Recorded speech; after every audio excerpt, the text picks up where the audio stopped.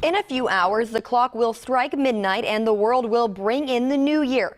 But Dothan police are reminding citizens that certain celebrations are prohibited in the city limits. WDHN's Allison Polk spoke with police and is with us live in the newsroom. Allison, tell us how we should not be celebrating tonight. Well, Sylvie, while the new year is cause for celebration for many, shooting fireworks is not allowed in the city of Dothan, and those who defy that law could see consequences. When bringing in the new year, many like to reflect on the year behind them and celebrate the year ahead. Many of these New Year celebrations include the shooting of fireworks. And while the colorful explosions in the sky may look harmless, a Dothan police lieutenant says fireworks can be compared to gunfire. You got to understand that a bullet is essentially the same as a firework. There is an ignition source that's inside of a compacted area, and it's that shoots out the fireworks, and then it looks pretty in the sky.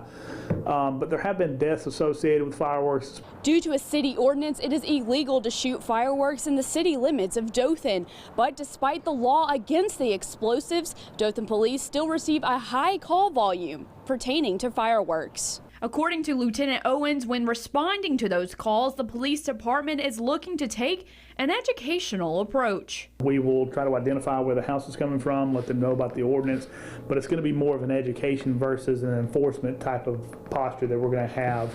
But if we have to come out repeated times, we may have to take enforcement action. We can write what they call an ordinance citation, which is for you to appear in court. There can be a fine associated with it. According to the National Fire Protection Association, fireworks start over 19,000 fires and send over 9,000 people to the emergency room every year in the U.S. They suggest celebrating with safer alternatives like glow sticks, silly string, and noisemakers.